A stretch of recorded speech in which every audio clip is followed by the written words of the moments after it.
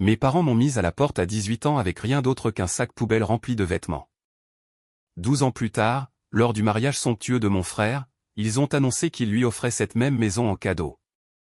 Ils pensaient que j'étais impuissante, mais j'ai apporté un seul document qui allait gâcher toute leur célébration. C'est ici que l'histoire commence vraiment, et vous ne voudrez pas manquer ce qui se passe. Assurez-vous d'être abonné pour voir la suite jusqu'au bout. Nous sommes toujours curieux, d'où nous regardez-vous dans le monde aujourd'hui? Dites-le nous dans les commentaires. Les migraines étaient aveuglantes depuis 3 jours, le genre qui commence à la base du crâne et enveloppe les yeux comme un étau de fer chaud. J'étais allongé sur le sol de ma salle de bain, la serviette froide pressée contre ma joue, essayant de respirer malgré la nausée. C'était le seul endroit de mon appartement qui semblait assez frais pour arrêter le vertige. Mon téléphone, que j'avais jeté sur le tapis de bain, a vibré agressivement. Le son était comme une perceuse dans mon oreille. Je ne voulais pas répondre. J'étais associé principal dans un cabinet d'avocats spécialisé en immobilier, et d'habitude, un téléphone qui vibre signifiait une crise lors d'une clôture de dossier ou un client paniqué. Mais quand l'écran s'est éclairé, le nom n'appartenait pas à un client. C'était grand-mère Béatrice. Grand-mère n'appelait jamais en plein milieu d'une journée de travail, sauf si quelqu'un était mort ou mourant. Je me suis assise, la pièce tanguant dangereusement, et j'ai fait glisser l'icône verte. Grand-mère, ma voix sonnait comme du gravier, rauque à cause de la déshydratation et du manque d'usage au cours des dernières 48 heures de maladie. Au lit, dit-elle. Sa voix n'était pas frêle. Grand-mère Béatrice avait 82 ans, mais elle avait l'esprit d'un général menant une charge. Mais aujourd'hui, elle semblait trembler non pas de peur, mais d'une rage si palpable que je pouvais presque en ressentir la chaleur à travers le récepteur. Oli, dis-moi que tu savais. Dis-moi que tu ne voulais juste pas m'inquiéter. Je me suis frotté la tempe, essayant de me concentrer. Savoir quoi? Grand-mère, je suis malade. Je n'ai pas quitté mon appartement depuis mardi. Qu'est-ce qui se passe? Le silence à l'autre bout était lourd, rempli des parasites d'une mauvaise connexion et du son de sa brusque inspiration. Le mariage, dit-elle, les mots secs. Le mariage de Jared. C'est ce samedi, Oli. J'ai cligné des yeux, la migraine pulsant derrière mon œil gauche. Samedi? Non, ça. Ça ne peut pas être vrai. Maman m'a dit qu'il le repoussait au printemps prochain parce que Jared n'arrivait pas à se décider sur un lieu. Je n'ai même pas reçu de carton d'invitation. Il n'y a pas de printemps prochain, siffla grand-mère. C'est ce samedi au country club, et ce n'est même pas le pire. J'ai senti un creux froid s'ouvrir dans mon estomac, prenant le dessus sur la nausée. Mon frère Jared était l'enfant prodige, le prince qui ne pouvait rien faire de mal. J'étais le bouc émissaire, celle qu'ils effaçaient. Mais cacher un mariage, mentir sur la date. Qu'est-ce qui pourrait être pire que mes propres parents mentant pour s'assurer que je manque le mariage de mon frère, ai-je demandé, bien que je ne sois pas sûr de vouloir la réponse. J'étais au déjeuner de répétition aujourd'hui, a dit grand-mère, sa voix tremblante d'indignation. Ta mère, Sylvia, elle s'est levée pour porter un toast. Elle se vantait, au lit bruyamment. Elle a dit à tout le monde que, comme cadeau de mariage, ton père et elle offrent la maison à Jared. Le monde a cessé de tourner, remplacé par une soudaine et vive clarté. La maison, ai-je chuchoté. Ma maison. La maison où tu as grandi. La maison d'où ils t'ont jeté pour transformer ta chambre en salle de jeu pour Jared. Ils lui remettent les clés pendant les discours de la réception. J'ai fermé les yeux. Cette maison, la victorienne sur Elm Street. C'était le seul endroit où je m'étais jamais senti en sécurité jusqu'au jour où j'ai eu 18 ans et que j'ai trouvé mes sacs sur le porche. C'était le symbole de tout ce qu'il m'avait pris et de tout ce qu'il lui avait donné. Ils ne peuvent pas faire ça, ai-je dit, ma voix à peine audible. Ils le font, trancha grand-mère. À moins que tu ne viennes ici. Je leur ai dit que si tu n'es pas là, je ne viens pas, et si je ne viens pas, je retire le financement pour la lune de miel. J'ai serré le téléphone plus fort. Ma tête martelait, mon corps était faible, et mon cœur semblait avoir été arraché avec une cuillère émoussée. Il m'effaçait complètement. Il prenait la structure physique de mon enfance, l'endroit où j'avais pleuré jusqu'à m'endormir en me demandant pourquoi je n'étais pas assez bien, et la remettait au garçon qui m'avait tourmenté chaque jour de ma vie. Je serai là, ai-je dit, le mal de cœur dans mon estomac se transformant en quelque chose de dur et froid. Bien, a dit grand-mère, parce que j'ai besoin que tu vois ça. J'ai besoin que tu vois ce qu'ils sont devenus. J'ai raccroché le téléphone et je me suis rallongé sur le carrelage froid, fixant le plafond. Des larmes coulaient du coin de mes yeux, chaudes et brûlantes. Ce n'était pas seulement l'exclusion. Ce n'était pas seulement le favoritisme. C'était la cruauté pure et simple. Il ne lui donnait pas seulement une maison, il lui donnait mon histoire. La trahison était pire que le diagnostic lui-même. Les 24 heures suivantes ont été un flou de convalescence et de fureur bouillonnante. Je me suis forcé à boire de l'eau, à manger du pain grillé, à doucher la maladie de ma peau. Je devais être affûté.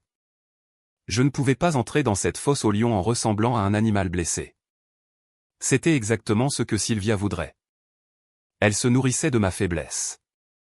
Si je me présentais pas les tremblantes, elle s'en servirait comme preuve que j'étais instable, un récit qu'elle tissait auprès de la famille élargie depuis plus d'une décennie. Mon téléphone a sonné à nouveau le lendemain après-midi. Cette fois, l'identifiant de l'appelant affichait la mère. Je l'ai fixé pendant un long moment. J'étais assise à ma table de salle à manger, entourée de dossiers juridiques pour mes affaires à venir, portant un peignoir en soie qui coûtait plus cher que la voiture que je conduisais à l'université. J'ai pris une grande inspiration, composé mon visage comme si elle pouvait me voir, et j'ai répondu. « Bonjour, Sylvia », ai-je dit. Je ne l'avais pas appelée maman depuis des années.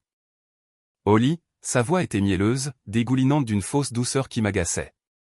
C'était la voix qu'elle utilisait quand elle jouait la comédie devant un public. « Je suis si contente de t'avoir eu. Grand-mère Béatrice a mentionné qu'elle t'avait parlé. »« C'est vrai », ai-je répondu, gardant un ton plat. Elle a mentionné que le mariage est samedi, celui que tu m'avais dit être au printemps prochain. Il y a eu une pause, une légère hésitation où une personne normale pourrait ressentir de la honte. Sylvia s'est contentée de rire, un son cristallin et dédaigneux. « Oh, ma chérie, tu sais à quel point l'organisation peut être chaotique. Nous avons changé la date à la dernière minute pour nous adapter au lieu, et honnêtement, avec ton emploi du temps pour ton petit travail, nous ne pensions pas que tu pourrais venir. Nous ne voulions pas te mettre la pression. Mon petit travail. J'étais associé dans l'un des meilleurs cabinets de la ville. Je gagnais 3 fois ce que mon père gagnait à son apogée. Mais pour Sylvia, à moins que je ne sois une femme au foyer mariée à un médecin, j'échouais. Je peux venir, ai-je dit. Grand-mère a dit qu'elle n'assisterait pas au mariage si je n'y étais pas. Oui, eh bien, le ton de Sylvia est devenu plus sec, le sucre se dissolvant instantanément. Elle fait sa dramatique avec l'âge. Mais si tu insistes pour venir, je suppose que nous pouvons ajouter une chaise à l'arrière. Table 19. C'est près de la cuisine, mais c'est le mieux que nous puissions faire dans un délai aussi court. Table 19. La table des prestataires, probablement, ou la table des cousins éloignés que tout le monde a oublié. Ce sera parfait, ai-je dit. Et au lit, a-t-elle ajouté, sa voix tombant dans un murmure dur. Jared est très stressé. C'est son grand jour. Sa fiancée, Courtney, vient d'une famille très en vue. Ne ramène pas tout à toi. Ne porte rien de voyant. Et s'il te plaît, essaie de contrôler ta jalousie. Nous offrons à Jared un cadeau très important, et je ne veux pas que tu boudes dans ton coin. Elle voulait parler de la maison. Elle me faisait taire par anticipation parce qu'elle savait exactement à quel point cela ferait mal. Elle voulait s'assurer que je resterais assise là, à avaler l'insulte, en les regardant remettre mon héritage à l'enfant chéri. Je ne rêverais pas de gâcher le jour de Jared, ai-je dit, et je le pensais. Je n'allais pas le gâcher, j'allais le redéfinir. Bien, a-t-elle dit avec dédain. Porte du beige ou du gris, quelque chose de discret. Elle a raccroché sans dire au revoir. Je suis resté là à écouter la tonalité, ma main tremblant légèrement non pas de tristesse, mais d'adrénaline. J'ai regardé les papiers étalés sur ma table. Parmi les dossiers clients et les recherches de titres, il y avait une enveloppe Kraft que j'avais rapportée du coffre-fort du bureau hier, juste après l'appel de grand-mère. J'ai ouvert l'enveloppe et j'en ai sorti le document épais, de couleur crème, qui se trouvait à l'intérieur. Il portait le sceau du comté en relief. J'ai passé mes doigts sur le texte, les descriptions légales et le tampon du notaire daté d'il y a seulement 7 jours. Sylvia pensait être la reine de l'échiquier. Elle pensait pouvoir déplacer les gens, écarter les pions et revendiquer la victoire parce qu'elle criait le plus fort. Elle pensait qu'en me gardant hors de la liste des invités, elle m'avait laissé dans l'ignorance. Mais ils avaient oublié une chose cruciale, on ne peut pas donner ce qu'on ne possède pas. J'ai pris mon stylo et souligné une clause spécifique dans le document, un petit sourire touchant mes lèvres pour la première fois depuis des jours. Il voulait que je m'assoie à l'arrière? Très bien, je m'assiérai à l'arrière. Il voulait que je sois discrète? Je serais invisible jusqu'à ce qu'il soit temps d'être la seule chose qu'il puisse voir. Pour comprendre pourquoi ce mariage était un tel champ de bataille, il faut comprendre la guerre qui l'a précédé. J'avais 18 ans quand Robert, mon père, est entré dans ma chambre et m'a dit de commencer à faire mes valises. C'était 2 semaines après la remise des diplômes du lycée. J'avais été accepté dans une université d'État avec une bourse partielle, mais j'avais encore besoin d'un endroit où vivre pendant les étés et d'un co-signataire pour mes prêts. Nous avons besoin de place, au lit, avait-il dit, sans même me regarder dans les yeux. C'était un homme grand, aux épaules larges, qui avait passé sa vie à se cacher derrière la méchanceté de sa femme. Il était le complice, le partenaire silencieux de la cruauté de Sylvia. Jared a besoin d'un espace pour son installation de streaming. Il va devenir joueur professionnel. C'est une carrière maintenant, tu sais. Jared avait 15 ans à l'époque. Il n'était professionnel en rien. C'était un élève médiocre qui passait 12 heures par jour à hurler devant un écran et à jeter ses manettes quand il perdait. Mais où suis-je censé aller, avais-je demandé, serrant une pile de manuels scolaires que je venais d'acheter avec mon argent de serveuse. Tu es une adulte, était intervenue Sylvia depuis le pas de la porte, s'appuyant contre le cadre avec un verre de vin à la main. Elle était belle d'une manière froide et préservée, beaucoup de botox, des mèches coûteuses et des yeux qui évaluaient votre valeur nette avant votre humanité. Débrouille-toi. Nous t'avons soutenu assez longtemps. C'est le tour de Jared. Alors, je suis parti. J'ai vécu dans ma voiture pendant 3 mois. Je me douchais à la salle de sport. J'ai cumulé 3 jobs tout en finissant mes études supérieures, puis l'école de droit. Je ne leur ai pas pris un centime. En fait, lors des fêtes, c'était moi qui apportais le vin cher, celles qui essayaient d'acheter leur amour avec des cadeaux qu'ils regardaient à peine. Jared, en revanche, n'est jamais parti. Il a lancé plusieurs entreprises ratées depuis cette chambre, une société de t-shirts, une installation de minage de crypto-monnaies qui a fait grimper leur facture d'électricité de plusieurs milliers de dollars, et un podcast sur la culture du hustle qui avait 4 auditeurs. Il avait 29 ans maintenant, et sa carrière était répertoriée comme consultant en style de vie sur le site web du mariage. Je savais ce que cela signifiait être au chômage et vivre sur le fonds de retraite de Sylvia et Robert. L'antagoniste de ma vie n'était pas seulement le manque de chance. C'était un effort spécifique et coordonné de ma mère pour élever mon frère en me marchant sur le cou.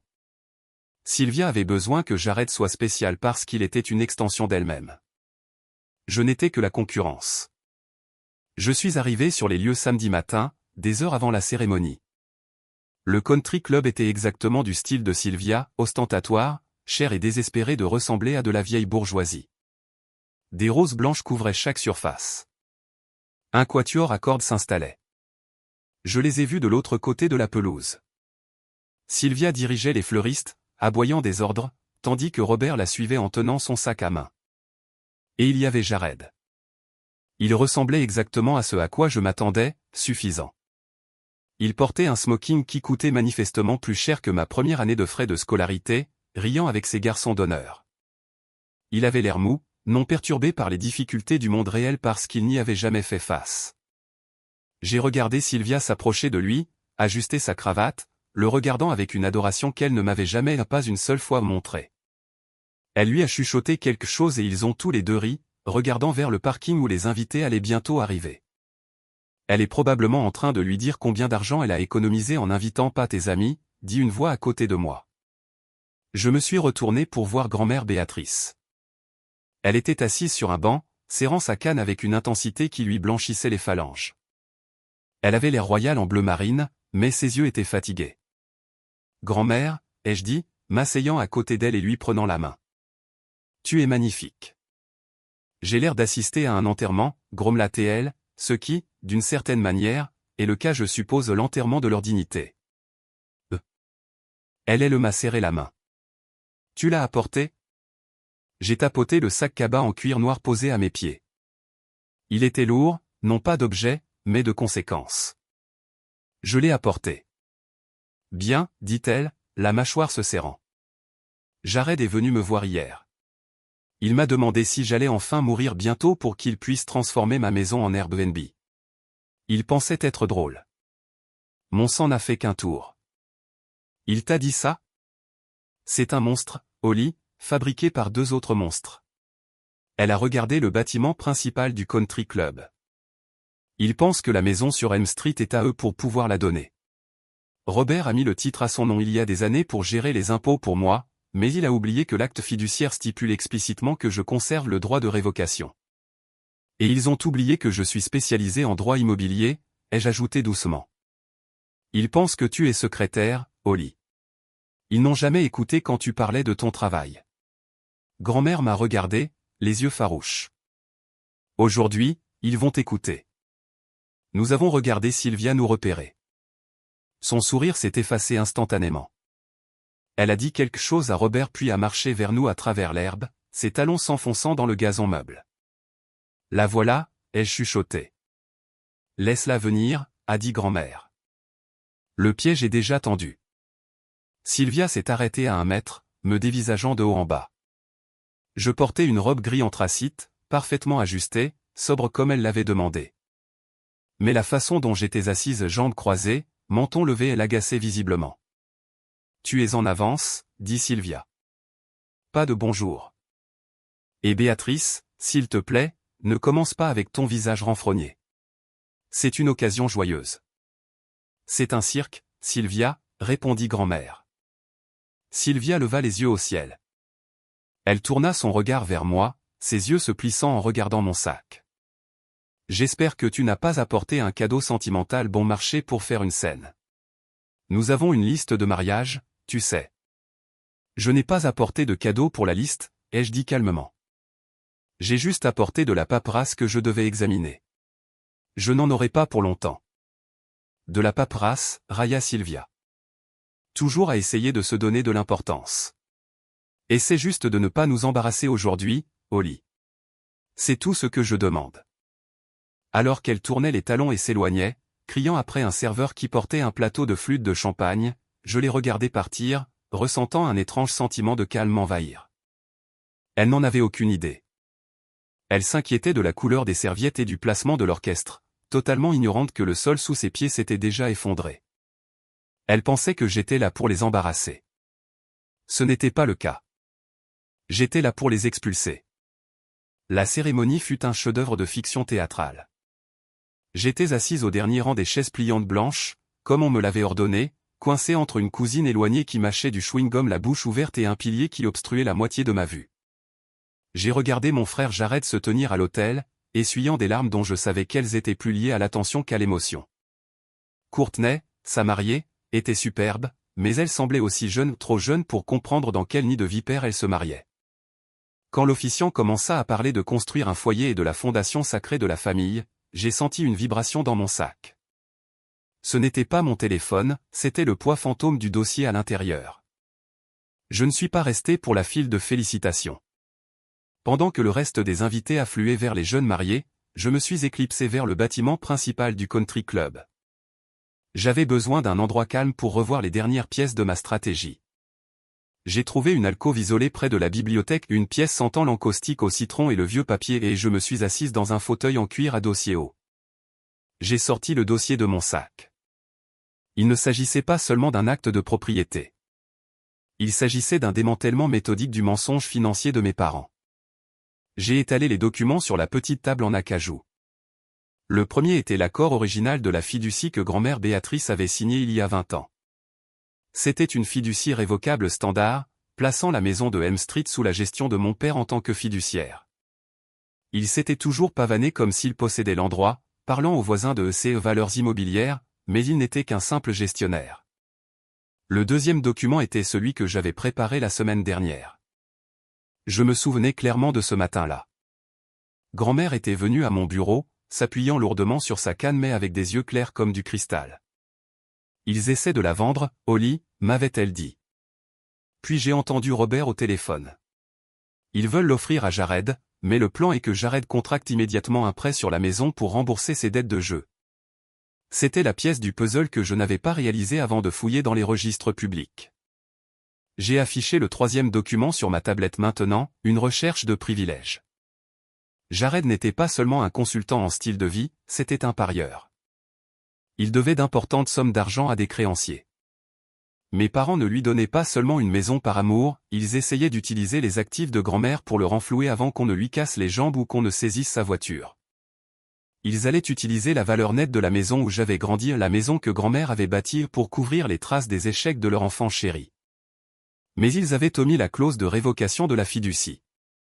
J'ai regardé l'horodatage du dépôt numérique que j'avais effectué il y a 3 jours, jeudi, 9h15, bureau du greffier du comté. Grand-mère avait formellement révoqué la fiducie, dépouillant mon père de son statut de fiduciaire.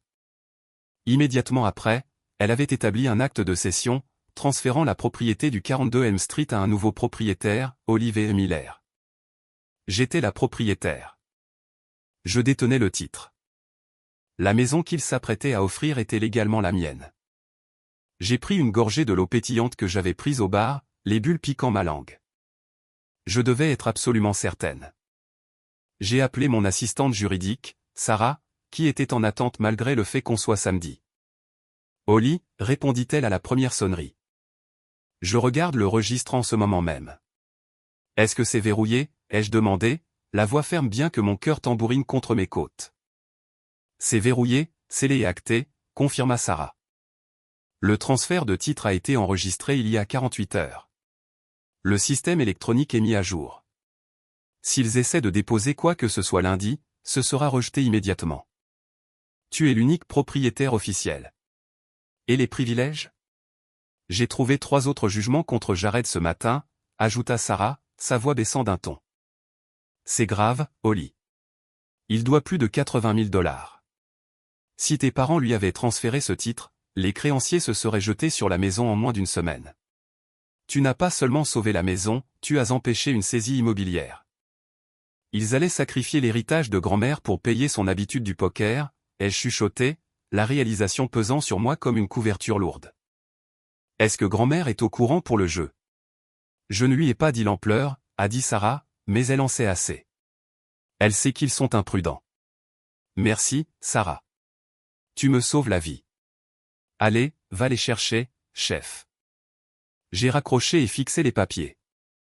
Ce n'était plus seulement de la vengeance, c'était une mission de sauvetage.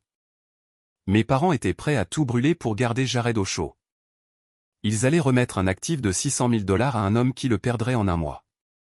J'ai organisé les papiers, la révocation, l'acte et la recherche de privilèges. Je les ai attachés ensemble. C'était mon arme. Elle était affûtée, elle était chargée, et il était temps de marcher vers la ligne de feu.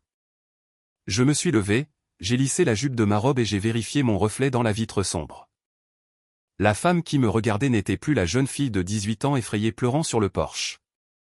C'était une associée de Miller, Vance et Associés. C'était un requin, et elle sentait le sang dans l'eau. La salle de réception était un espace caverneux drapé de mousseline blanche et de guirlandes lumineuses. Un orchestre de swing jouait une reprise jazzy d'une chanson pop, et l'air sentait le bœuf rôti et le parfum cher. J'ai trouvé la table 19. Comme prévu, elle était nichée derrière une grande colonne décorative, juste à côté des portes battantes de la cuisine. Chaque fois qu'un serveur surgissait avec un plateau, une bouffée d'ail et de vapeur m'atteignait. J'étais assise seule. Les autres sièges à la table étaient vides, probablement réservés à des invités qui avaient eu le bon sens de ne pas venir. J'ai observé la table d'honneur. Elle était surélevée sur une estrade, comme une salle du trône. Sylvia tenait salon, riant à gorge déployée, sa main posée possessivement sur l'épaule de Jared. Robert buvait du scotch, le visage rouge et jovial. Il ressemblait à de la royauté.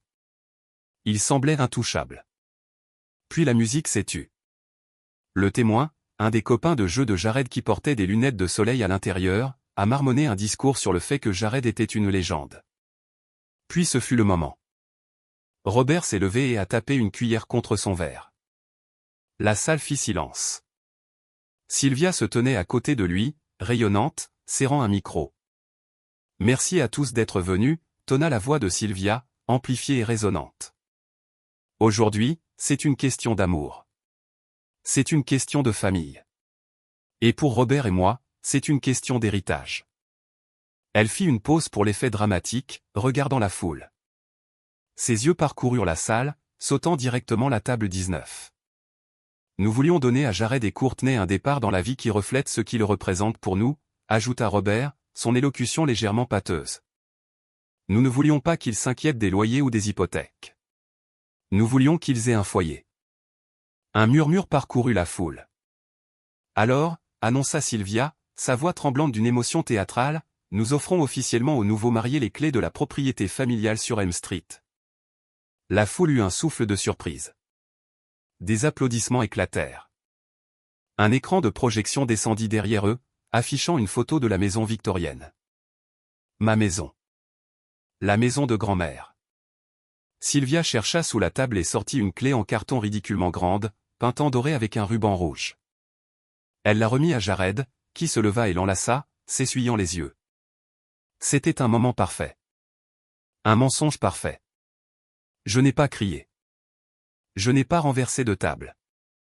Je me suis simplement levé, j'ai pris mon sac en cuir noir et j'ai marché. Je suis passé devant les portes de la cuisine. Je suis passé devant les tables des tantes et des oncles qui ne m'avaient pas parlé depuis des années. J'ai marché droit vers la table d'honneur. Les applaudissements mouraient alors que les gens retournaient à leur salade, mais quelques personnes me remarquèrent approcher. Sylvia me vit la première. Son sourire vacilla juste une fraction de seconde avant de se transformer en un regard noir. Elle descendit de l'estrade pour m'intercepter avant que je ne puisse atteindre le micro ou la marier. « Qu'est-ce que tu crois faire ?» siffla-t-elle, m'attrapant le haut du bras. Ses ongles s'enfonçaient dans ma peau. « Rassieds-toi tout de suite. » Robert était juste derrière elle, l'air agacé. « Holly, pour l'amour de Dieu, ne fais pas de scène. »« Pas maintenant. »« Je ne fais pas de scène, » ai-je dit, ma voix calme, contrastant nettement avec leur chuchotement frénétique. « Je voulais juste vous féliciter pour un geste aussi généreux. C'est très noble. » Sylvia cligna des yeux, surprise par mon ton. Elle desserra légèrement sa prise. « Eh bien, oui, ça l'est. Nous prenons soin de notre famille, Holly. Peut-être que si tu avais été plus reconnaissante, les choses seraient différentes pour toi. » C'est bien là le problème, Sylvia, ai-je dit, assez fort pour que les demoiselles d'honneur à la table voisine se retournent. C'est facile d'être généreux avec des choses qui ne vous appartiennent pas. Le visage de Sylvia se durcit. Pardon ? La maison, ai-je dit avec un sourire poli. Vous ne pouvez pas la donner à Jared. Ne commence pas ton numéro de jalousie, trancha Robert. J'ai acheté cette maison il y a 30 ans. Je peux en faire ce que je veux, bon sang. En fait, tu ne l'as pas achetée, papa. C'est grand-mère qui l'a fait. Et elle l'a placée dans une fiducie. Je suis le fiduciaire, aboya Robert, son visage prenant une teinte pourpre plus profonde. J'ai les pleins pouvoirs. Ai-je corrigé. Au passé. Sylvia s'interposa, positionnant son corps pour me cacher de la vue de la salle principale. Tu es ivre, cracha-t-elle. Tu es jalouse et amère, et tu essaies de gâcher le moment de ton frère parce que tu ne supportes pas qu'il soit heureux alors que tu es seul. Retourne à ta table ou pars. Je ne suis pas ivre, mère, et je ne suis pas jalouse. J'ai ouvert mon sac et sorti le dossier. Je suis avocate, et je vous dis que vous venez de commettre publiquement une fraude. Sylvia rit un son sec et cassant. Une fraude ? Ne sois pas ridicule. Tu penses que brandir quelques papiers nous fait peur ? Nous connaissons la loi. Ah bon, ai-je demandé. Parce que si vous connaissiez la loi, vous sauriez que grand-mère Béatrice a révoqué votre fiducie jeudi matin. Robert a instantanément blêmi. Sylvia, cependant, a persisté. Elle ment, Robert, a dit Sylvia, sa voix montant dans les aigus. Elle bluffe. Béatrice est sénile. Elle ne sait même pas quel jour on est. Holly a forgé. Quoi que ce soit. C'est l'argument que vous choisissez, ai-je demandé en haussant un sourcil. Un faux en écriture devant témoin. Sortez, a fulminé Sylvia, pointant un doigt tremblant vers la sortie. Je vais partir, ai-je dit, mais pas avant d'avoir remis au marié son véritable cadeau de mariage. J'ai regardé derrière eux. Jared nous observait, tenant sa clé géante en carton, l'air confus. Il a commencé à s'approcher, sentant la tension. « Qu'est-ce qui se passe ?» a demandé Jared, ajustant sa cravate de prix. « Holly, pourquoi harcelais-tu maman ?»« Elle s'en va, » a dit Sylvia rapidement, essayant d'éloigner Jared. « Elle ne se sent pas bien. »« Je me sens très bien, en fait, » ai-je dit, contournant Sylvia. « Je voulais juste te prévenir, Jared, que tu devrais peut-être rendre cette clé géante. » Elle n'ouvre rien. « De quoi parles-tu » a demandé Jared, sa lèvre se retroussant dans ce ricanement familier qu'il avait perfectionné durant l'enfance. « Tu es juste furieuse parce que tu n'as pas eu ta part, n'est-ce pas ? C'est toujours une question d'argent avec toi. » « Ce n'est pas une question d'argent, Jared. C'est une question de dette, ai-je dit, baissant le volume de ma voix pour que seul le cercle familial puisse entendre. Les 80 000 $ de dette de jeu que tu essaies de cacher à ta nouvelle femme. Jared s'est figé. Ses yeux se sont tournés vers Courtney, qui était toujours assise à la table d'honneur, inconsciente, prenant un selfie avec son champagne. « Tais-toi » a sifflé Jared, pénétrant dans mon espace personnel. Il était plus grand que moi, et il utilisait autrefois cette stature pour m'intimider quand nous étions enfants.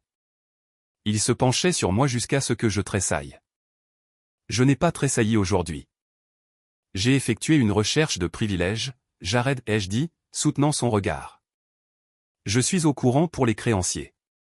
Je suis au courant pour les derniers avis, et je sais que le plan était de contracter un prêt hypothécaire sur la maison de la rue Elm d'ici lundi matin pour les rembourser. Sylvia a eu un hoquet de surprise.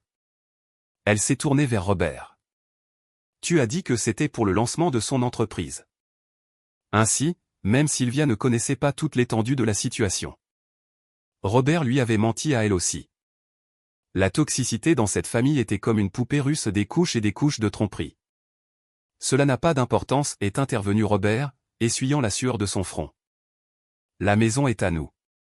Nous avons réglé cela avec la banque. Le transfert est déjà en cours. Le transfert sera rejeté, ai-je dit calmement. J'ai sorti le premier document de la pochette, l'acte enregistré. Parce qu'en date de jeudi à 9h15, la propriété du 42 rue Elm m'appartient. J'ai brandi le papier. Le sceau officiel du comté était visible, le timbre en relief captant la lumière du lustre. Robert a arraché le papier de ma main. Ses yeux parcouraient les lignes avec frénésie. Ses mains se sont mises à trembler. C'est impossible. Béatrice ne pourrait pas. Elle ne le ferait pas. Elle l'a fait, ai-je dit. Elle était fatiguée de vous voir dépenser son héritage pour les erreurs de Jared. Elle m'a transféré le titre. Je possède la maison, papa. Moi. La fille que vous avez mise à la porte. Tu l'as manipulée, a hurlé Sylvia, son calme volant enfin en éclats. Elle a saisi le bras de Robert. Elle a piégé une vieille femme. C'est de l'abus de personnes âgées. Nous allons te poursuivre. Nous te ferons radier du barreau. Grand-mère est saine d'esprit, ai-je répondu, ma voix dure comme l'acier. J'ai l'affidavit de son médecin signé le jour même. J'ai l'enregistrement vidéo de la signature. J'ai tout. Il n'y a pas une seule faille par laquelle vous puissiez vous faufiler. Tu ne peux pas nous faire ça, a gémi Jared, la voix brisée. Il ressemblait à nouveau à un enfant. J'ai promis à Courtney. Je lui ai promis que nous avions un endroit. Nous avons renoncé au bail de notre appartement. Vous avez renoncé à votre bail ? Ai-je demandé, un amusement sombre bouillonnant en moi. Règle ça, a crié Sylvia à Robert, frappant son bras. Règle ça, Robert. Dis-lui qu'elle se trompe. Robert a levé les yeux du papier, le visage gris. Il m'a vraiment regardé pour la première fois depuis des années. Il a vu la résolution froide dans mes yeux. Il a réalisé alors que la dynamique du pouvoir avait changé de façon permanente. Ça a l'air légal, Sylvia. C'est enregistré. Non, a hurlé Sylvia. Je me fiche de ce que dit ce papier. C'est ma maison. Je l'ai décorée. J'y ai vécu pendant 30 ans. Tu y as vécu sans payer de loyer, grâce à grand-mère, ai-je dit. Et maintenant, vous avez un nouveau propriétaire. tu n'oserais pas, a chuchoté Robert. Je vous donne 30 jours pour libérer les lieux, ai-je dit, ma voix portant clairement. Toi, Robert, et les cartons de Camelot de Jared et tout ce que vous avez entassé là-dedans. 30 jours, où je demande l'expulsion. Petite ingrate, Sylvia s'est jetée sur moi. Cela s'est passé au ralenti. Sylvia, dans sa robe de mère du marié, a levé la main pour me gifler. C'était un geste qu'elle avait utilisé 1000 fois quand j'étais adolescente. Mais je n'étais plus une adolescente. J'ai attrapé son poignet au vol. Je n'ai pas serré. Je n'ai pas tordu. Je l'ai juste tenu là, ferme et immobile. Ne fais pas ça, ai-je dit. La salle était devenue silencieuse. La dispute avait suffisamment dégénéré pour que la musique s'arrête. La mariée était debout. Les invités aux tables voisines regardaient, bouche bée. Sylvia fixait son poignet captif, puis mon visage. Elle a essayé de retirer sa main, mais je l'ai tenue une seconde de plus, laissant l'humiliation s'installer avant de la relâcher. Elle a trébuché en arrière contre Robert. Grand-mère ne viendra pas aujourd'hui, ai-je annoncé, m'adressant à mes parents mais assez fort pour toute la salle. Elle est restée à la maison parce qu'elle ne pouvait pas supporter de vous voir mentir à ces gens. Elle voulait que je vous transmette ce message, la banque de Béatrice est fermée. J'ai plongé la main dans mon sac une dernière fois et j'ai sorti une petite boîte en velours. Je l'ai jetée sur la table devant Jared. Elle a rebondi et a atterri à côté de la fausse clé en carton. Qu'est-ce que c'est, a demandé Jared, tremblant. Mon cadeau de mariage, ai-je dit. Je leur ai tourné le dos. J'entendais Sylvia bafouiller. J'entendais Robert gémir. J'entendais les murmures confus des invités. Mais alors, une voix a transpercé le chaos. Attends. C'était Courtney, la mariée. Elle était descendue de la table d'honneur. Elle regardait tour à tour Jared, la clé en carton et les documents juridiques dans la main de Robert. Elle ne me regardait pas avec colère, elle me regardait avec horreur. Est-ce que c'est vrai, m'a-t-elle demandé, la voix tremblante. Doit-il vraiment 80 000 $? Je me suis arrêté et je l'ai regardée. Elle était innocente dans tout cela, juste une autre victime de leur opération de séduction. Demande-lui de te montrer son rapport de crédit, Courtney, ai-je dit doucement. Avant de signer le certificat de mariage, demande-le-lui. J'ai marché vers la sortie. Je ne me suis pas retourné. Je n'en avais pas besoin. L'explosion avait eu lieu, et l'onde de choc commençait à peine à les déchirer. J'étais arrivé aux doubles portes de la salle de bal, ma main pressant la poignée de cuivre froide, quand le silence derrière moi s'est brisé. Ce n'était pas le son des cris de Sylvia cette fois, ni les fanfaronnades de Robert. C'était un son bien plus dévastateur pour leur image soigneusement entretenue, le son d'une mariée qui sanglote. Non, la voix de Courtney a retenti, aiguë et paniquée. Non, Jared. Laisse-moi voir. Si ce n'est pas vrai, connecte-toi simplement. J'ai marqué une pause. Mon instinct, le mécanisme de survie que j'avais affiné pendant 12 ans me criait de franchir ces portes, de rejoindre ma voiture et de conduire jusqu'à ce que la réception ne soit plus qu'un point dans mon rétroviseur. J'avais largué la bombe, je n'avais pas besoin de regarder l'explosion. Mais alors j'ai entendu Sylvia. Elle a tout gâché. Hurlait Sylvia, sa voix portant jusqu'au fond de la salle sans l'aide d'un microphone. Ma fille est mentalement instable. Elle a toujours été jalouse de Jared. Écoutez-moi, tout le monde. Elle a forgé ses papiers. Elle est malade. Je me suis arrêté. Ma prise sur la poignée de la porte s'est resserrée jusqu'à ce que mes articulations deviennent blanches. Il pouvait voler ma maison d'enfance. Il pouvait voler mon fonds d'études. Il pouvait voler ma place sur les photos de famille. Mais je serais damné si je les laissais voler ma réputation professionnelle. J'étais associé dans un grand cabinet d'avocats. Si je sortais maintenant, laissant la salle sur l'impression que j'étais une faussaire mentalement instable, Sylvia passerait la prochaine décennie à empoisonner mon nom dans cette ville. Je me suis retourné. La scène était chaotique. Jared essayait d'arracher son téléphone à Courtney. Robert s'enfilait son scotch comme s'il s'agissait d'eau.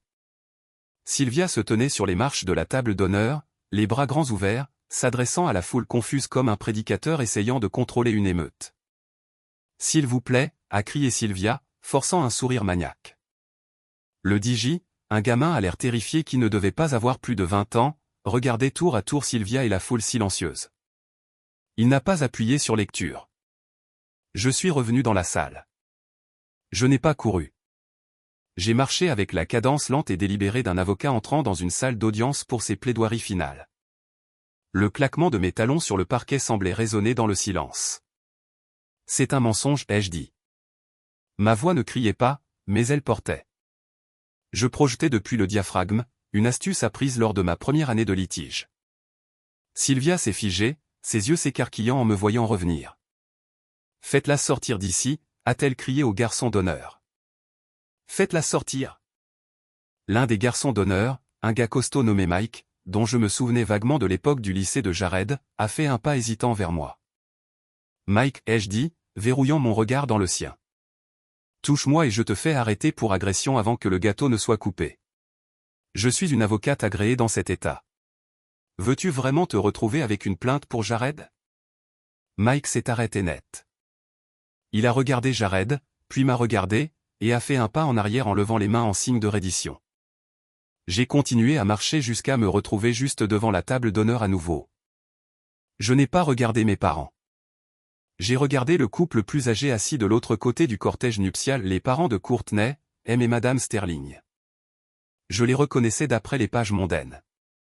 C'était un banquier d'affaires sérieux, le genre d'homme qui ne tolérait ni le risque ni la fraude. Monsieur Sterling, ai-je dit, m'adressant directement à lui. Ma mère prétend que je suis mentalement instable et que j'ai forgé un document gouvernemental. C'est une accusation grave. Puisque votre famille fusionne apparemment ses finances avec mon frère aujourd'hui, je pense que vous méritez la vérité. Monsieur Sterling s'est levé. C'était un homme petit, mais il dégageait une autorité qui a fait taire la salle. « Je vous écoute, a-t-il dit, sa voix sèche et froide. « Papa, ne l'écoute pas !» a hurlé Courtney, les larmes coulant sur son visage, le mascara formant des traînées sombres. Elle serrait le téléphone de Jared, qui était verrouillé.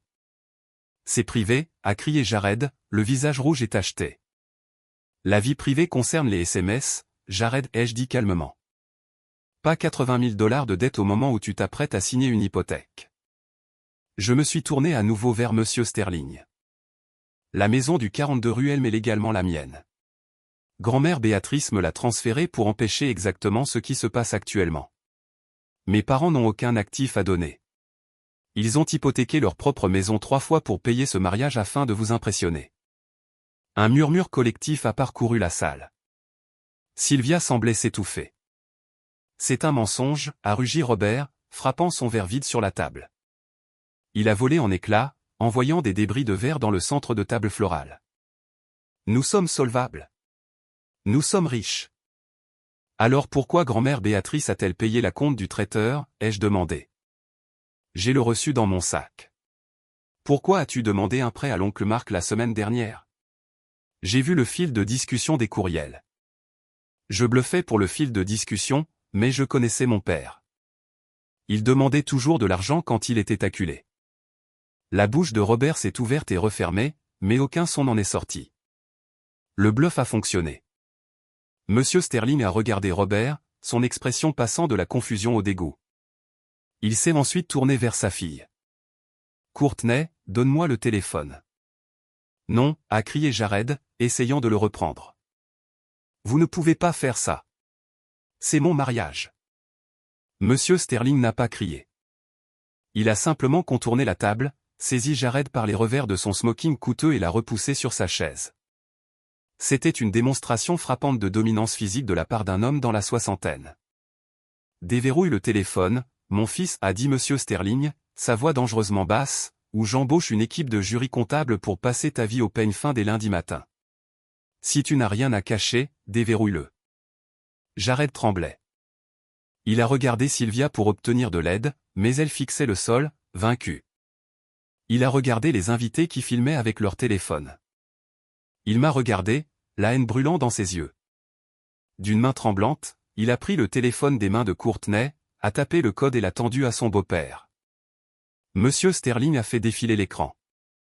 La salle était si silencieuse qu'on pouvait entendre le ronronnement de la climatisation. Il a fait défiler l'écran pendant un long moment. Puis il s'est arrêté. Il a regardé l'écran, puis Jared. Paris sportif, a dit Monsieur Sterling, lisant à haute voix. Effet de levier crypto. Poker en ligne. Il a levé les yeux. Tu as un solde négatif de 84 000 $ sur 4 cartes de crédit, et il y a une demande en attente pour un prêt sur salaire à taux d'intérêt élevé. Courtney a laissé échapper un son qui était à moitié un sanglot, à moitié un cri. Elle a arraché le voile de sa tête et l'a jeté au sol. Tu m'as dit que tu étais un investisseur, a-t-elle crié à Jared. Tu m'as dit que la maison était payée. Tu m'as dit que nous étions en sécurité. Nous allions l'être, a plaidé Jared, cherchant sa main. Une fois que maman m'aurait donné l'acte, j'allais arranger ça. J'avais juste besoin d'un peu de temps.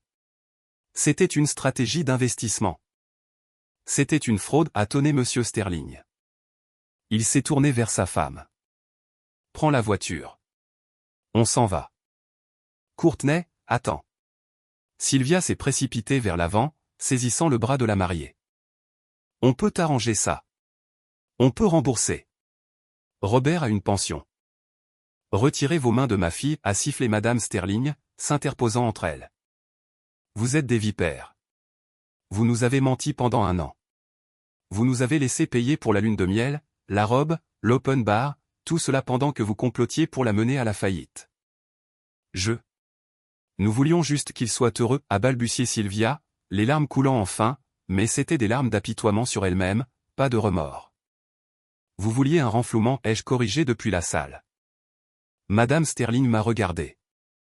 Elle a hoché la tête, un signe de reconnaissance sec et respectueux. Merci, a-t-elle dit. Vous lui avez sauvé la vie. Courtney, s'il te plaît. Jared était à genoux maintenant, pleurant, de la morve coulant sur son visage. Je t'aime. Ne pars pas. Courtney l'a regardé de haut. Elle a regardé l'homme avec qui elle avait promis de passer sa vie 5 heures plus tôt. Puis elle a regardé la clé en carton qui traînait encore sur la table. Je demande l'annulation, a-t-elle dit froidement. Elle s'est détournée et est sortie, ses parents l'escortant comme des gardes du corps. La salle a explosé. Le charme était rompu. Les invités ont commencé à se lever, saisissant leurs sacs à main, chuchotant frénétiquement. L'illusion de la famille parfaite avait volé en 1 million d'éclats, et je me tenais au centre des débris. Sylvia s'est effondrée sur sa chaise, cachant son visage dans ses mains. Robert s'est versé un autre verre d'une bouteille qu'il avait saisie au passage d'un serveur, ignorant le chaos. Jared est resté à genoux, sanglotant dans la nappe. Je les ai regardés une dernière fois. Je n'ai ressenti aucune joie. Aucun triomphe. J'ai juste ressenti un soulagement profond, épuisant. Le poids d'être le bouc émissaire, la gardienne de leurs secrets, avait enfin disparu. Je me suis tourné vers les invités, vers les tantes et les cousins qui m'avaient ignoré toute la soirée. Profitez bien du gâteau, ai-je dit. On m'a dit qu'il coûtait très cher. Et puis, finalement, je suis sorti. 30 jours plus tard, le camion de déménagement tournait au ralenti dans l'allée du 42 rue Elm. Ce n'était pas une triste journée. L'air automnal était vif, sentant les feuilles séchées et la fumée de bois. Je me tenais sur le trottoir, une tasse de café à la main, regardant les déménageurs sortir les derniers cartons de la maison. Ce n'étaient pas mes cartons. Sylvia et Robert avaient essayé de contester l'expulsion. Bien sûr, Robert avait menacé de me poursuivre, invoquant les droits de l'occupant, ce qui était risible étant donné que j'étais la détentrice du titre. Sylvia avait tenté le chantage affectif, m'envoyant de longs messages décousus sur la façon dont je détruisais la famille et comment Dieu me punirait. Je ne les ai pas bloqués, j'ai simplement transféré les messages à mon avocat, qui les a joints au dossier d'expulsion. Finalement, ils ont plié. Ils n'avaient pas d'argent pour une bataille juridique. Le mariage avait vidé leurs économies liquides, et avec Monsieur Sterling menaçant de les poursuivre pour les frais de la réception, ils se démenaient pour liquider leurs actifs afin de rester à flot. J'ai regardé la chaise de jeu de Jared, une monstruosité vert néon, être emportée. Elle était éraflée et déchirée. Jared n'était pas là, il vivait sur le canapé d'un ami dans la ville voisine, fuyant les huissiers. L'annulation a été finalisée en un temps record grâce à la fraude. Courtney m'avait envoyé une carte de remerciement et une bouteille de vin d'un grand cru la semaine dernière. Elle fréquentait déjà quelqu'un d'autre, un dermatologue. Elle allait s'en sortir. C'est la fin, a demandé une voix derrière moi. Je me suis retourné pour voir grand-mère Béatrice. Elle paraissait plus jeune qu'elle ne l'avait été depuis des années. Les rides de stress autour de sa bouche s'étaient adoucies. Elle portait un gilet jaune vif et s'appuyait légèrement sur sa canne. C'est la fin, ai-je confirmé. La maison est vide. Elle n'est pas vide, a corrigé grand-mère en souriant. Elle est propre. Il y a une différence. Nous avons remonté l'allée ensemble. Le porche avait besoin de peinture, et le jardin était envahi de mauvaises herbes, preuve de la négligence de mes parents ces dernières années, mais la structure était solide. Les fondations étaient bonnes. J'ai déverrouillé la porte d'entrée avec ma clé, la vraie clé, pas un accessoire en carton. La maison résonnait tandis que nous entrions. Le salon, dépouillé des meubles criards et surdimensionnés de Sylvia, paraissait immense. La lumière du soleil filtrait à travers les fenêtres en saillie, illuminant les grains de poussière qui dansaient dans l'air. Ça sent comme eux, ai-je murmuré en fronçant le nez. Une faible odeur des cigares de Robert et du parfum entêtant de Sylvia persistait. On va peindre, a dit grand-mère d'un ton décisif. Et on ouvrira les fenêtres. Une bonne brise fraîche nettoiera tout ça en 1 heure. Elle a marché jusqu'au centre de la pièce et a regardé autour d'elle. J'ai construit cette maison avec ton grand-père en 1975, a-t-elle dit doucement. Nous voulions qu'elle soit un lieu de sécurité, un sanctuaire. Quand j'ai laissé Robert prendre le relais, je pensais garder cela dans la famille. Je n'avais pas réalisé que je nourrissais un parasite. Elle s'est tournée vers moi, les yeux mouillés. Je suis tellement désolé, Holly. J'aurais dû intervenir plus tôt. J'aurais dû les arrêter quand tu avais 18 ans. Tu es là maintenant, grand-mère, ai-je dit, passant mon bras autour d'elle. Tu m'as sauvé. Non, ma chérie, a-t-elle dit en secouant la tête. Tu t'es sauvée toi-même. Tu es devenue la femme qu'il ne pourrait jamais être, honnête, travailleuse, forte. Nous avons parcouru la maison pièce par pièce. Nous avons planifié les rénovations. Nous allions transformer la salle à manger en bibliothèque. Nous allions arracher la vieille moquette de mon ancienne chambre, celle que Jared avait occupée pendant 12 ans. Nous allions tout vider. J'avais l'intention d'en faire un bureau pour mon cabinet. J'exercerais le droit dans la pièce même où je pleurais autrefois sur mes devoirs. Et eux, ai-je demandé alors que nous étions dans la cuisine. Sais-tu où ils sont allés? Ils ont loué un 2 pièces près de l'autoroute, a dit grand-mère, sur un ton dénué de pitié. C'est petit. Pas de lave-vaisselle, pas de jardin. Robert a dû reprendre le travail, il a pris un poste de consultant pour une entreprise de milieu de gamme. Sylvia. Eh bien, Sylvia découvre que sans une grande maison et un fils brillant à vanter, ses amis ne sont pas très intéressés par ses appels téléphoniques. Ça a l'air solitaire, ai-je dit. Ça l'est, a convenu grand-mère. Mais c'est la vie qu'ils ont construite, brique par brique. Nous sommes sortis sur le porche arrière et nous nous sommes assis sur les marches, regardant simplement les feuilles tomber dans l'arrière-cour. Pour la première fois de ma vie, je n'avais rien à prouver. Je n'avais pas besoin de gagner ma place. Je n'avais pas besoin de me battre pour des ressources. J'avais ma carrière, j'avais ma dignité, j'avais la personne qui m'aimait vraiment, et maintenant j'avais retrouvé mon foyer.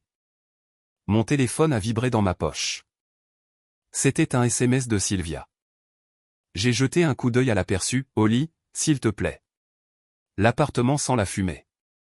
Pouvons-nous simplement venir dîner? Nous pouvons en parler. J'ai regardé le texte.